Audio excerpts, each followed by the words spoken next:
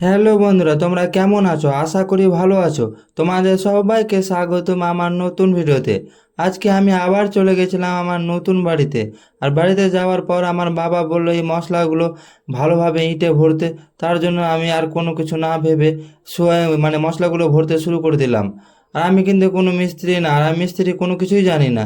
Just আমি এটি মশলাগুলো ভরার চেষ্টা করলাম আর ভালোভাবে ভরতে শুরু করলাম। আর রোদ্রের তাপটা দেখো বন্ধুরা, সেই লেভেলের একদম তাপ। আর কি বলবো, একদম রোদ্রে কাজ করতে এখন যে বোরে মানে মানে খারাপ লাগে আর কি না। প্রচুর রোদ্র, একদম রোদ্রে মন একদম খারাপ হয়ে যাচ্ছে বন্ধুরা। কিছু করার নাই, নিজের বাড়ির কাজ কাজ তো করতে হবে। তারপরে কিন্তু আমি রোদ্রের কাজ ছেড়ে দিয়ে গাছের দিকে চলে আসলাম। আর গাছের ছায়াতে কিন্তু গাছটা করতে বেশ ভালো লাগছে। তার জন্য আমি ছায়াতে গাছ করতে শুরু করলাম। আমি বাকি এই ইটগুলোতে মশলাগুলো ভরতে শুরু করলাম। আর এই গাছের ছায়াতেই কিন্তু একমাত্র রোদের সময় কাজ করতে ভালো লাগছে। আর এখানে ঠান্ডা ঠান্ডা বাতাসও লাগছে, তার জন্য কাজটা করতে একটু ভালো লাগছে। তারপরে আমার কাজ করা কমপ্লিট হয়ে গেলো। তারপরে আমি শিক কাটতে শুরু করলাম, মানে রড কাটতে শুরু করলাম। আর আমার ভাই বলছিল কি এই রড কাটতে আমি পারবো না। আর এর আগে আমি কোনো দিন ট্রাই করিনি রড কাটতে, তার জন্য বারবার কিন্তু আর এটা মানে চালাচ্ছিলাম আর বারবার বেঁকে যাচ্ছিল। কিন্তু তবুও আমি বললাম আমার ভাইকে অবশ্যই আমি কাটতে পারবো। হ্যাঁ, মানে বলে না চেষ্টা করলে কোনোদিন মানে হার হয় না বা বিফল হয় না। সেই রকমই কিন্তু আমি চেষ্টা করতেই থাকলাম। হ্যাঁ, আর বারবার আড়িটা চালাতেই থাকলাম। কিন্তু আমার কাছে খুব মানে আড়িটা বেঁকে যাচ্ছিলো বারবার, মানে প্রথমবার কাটছিলাম তো, তার জন্য বারবার আড়িটা বেঁকে যাচ্ছিলো।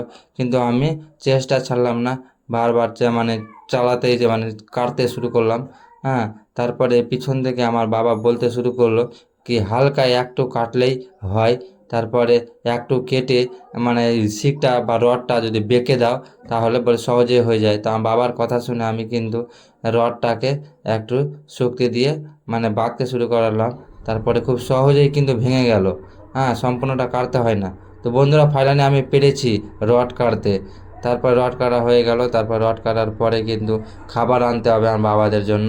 তার জন্য কিন্তু আমি খাবার আনতে চলে আসলাম আমার বাড়ি। খাবারগুলো আমার মা প্যাক করে দিয়ে দিল এই ব্যাগে। দেখতেই পাচ্ছ ব্যাগে খাবারগুলো প্যাক করে দিয়ে দিল।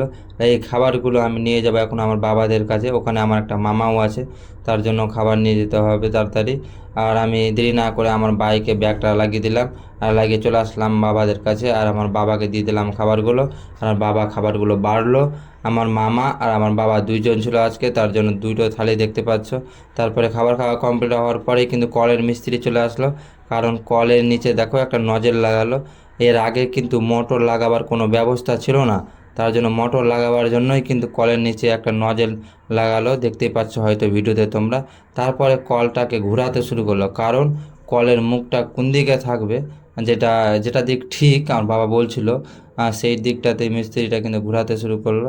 তারপরে কিন্তু কলের এটা কিন্তু এর আগে অনেক দিন আগে গিয়েছিলাম কল, কিন্তু তখন কিন্তু লাগিয়েছিল না।